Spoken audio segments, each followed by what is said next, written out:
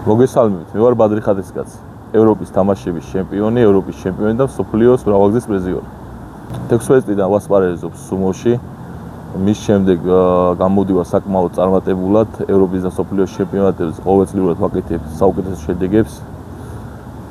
ჩემი ამ სპორტის ჩართულობა მოხდა ძიუდოდან, ძიუდოზე ჭიდაობდი და წონის პრობლემების გამო ვერ მომიხერხდა ძიუდოში კარიერის გაგრძელება და მომიწია სუმოში გადასვლა. დილით 8 საათზე იწყება ჩემი დღე გამახნევლები ვარჯიშით, ხოლო მე 11 საათზე მივდივარ ტატამზე და ვარჯიშობ, შეხვედრებს ჭიდაობ და საღამოს ფიზიკურ აქტივობას ვარჯიშობ ხოლმე ძალაზე, შტანგებზე. კვირაში 6 დღე უნდა ივარჯიშო, ერთ დღე დასვენებას უნდა დაუთმო და ბევრ რამეს უნდა თქვა უარი. და აიშრომო რა ბევრი რომ შედეგს ვიაღწიო. სიზნელია. ჩემთვის ყველაზე რთული შეხვედრა იყო ევროპის თამაშების ფინალურ შეხვედრაში. მსოფლიოს სულზის ჩემპიონთან დაპირისპირება, თუმცა გამიმარჯვე და გავხდი ევროპის თამაშების ჩემპიონი. ეს ვემზადები და იმდენს ვარჯიშობ, რომ ჩემი თავის იმედი ყოველთვის მაქვს. თან ჩემს უკან მარტო მე არ დგავარ და ჩემი ოჯახია, ჩემი სამშობლო და ჩემი ქალაქი. გამარჯვების ხიბს რაც შეეხება, ძალიან მაგარია, შენიშნულმა რომ ფასდება და საქართველოს ჰიმნის ისმის და კვარცხლბეკის უმაღლეს საფეხურზე დგიხარ. მაგ დროს უბედნიერესი ვარ, ყველაზე ბედნიერი ვარ სოფლიოში. ჩემი გულშემატკივარი არის ჩემი ოჯახი პირველ რიგში, ქართველი ხალხი და ასევე ჩემი ტრენერები. ვისაც ძალიან დიდი წვლილი უძღვის ამ ჩემი შედეგებში.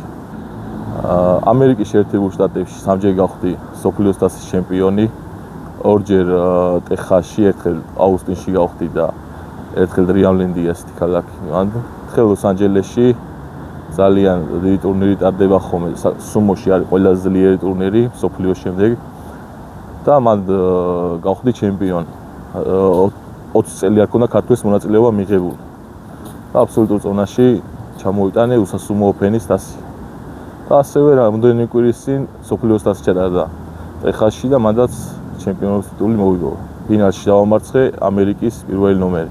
ასევე ყავს მომავალი თაობა. მე ვარჯიშებ პირადად და ჩემი ტრენერი ვერა პაიჭაძე გვერდში უდგავართ ბიჭებს და აკეთებენ შედეგებს. უკვე ევროპის დონეზე არიან და სოფლიოს დონეზე შედეგებს აკეთებენ ჭაბუკებში.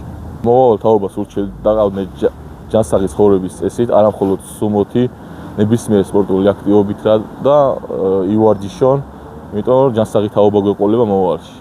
სპორტის სუმო საქართველოში არ არის ესეთი ცნობილი, როგორც სხვა სახეობებია, მაგრამ ყველანაირად ვცდილობთ მეც, ნაკრების ტრენერების და ჩემი პირადი მწვრთნელიც, რომ ვავარჯიშოთ და იმედია, რომ მალე დაფასდება ეს სპორტის სახეობაც და იქნება მაგალითად როგორც სხვა სპორტებია, გაპიარებული და დაფასებული.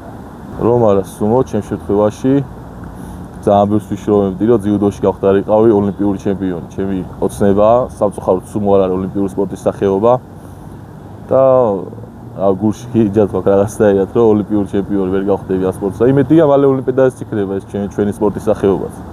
იმედს ვიტოვებთ.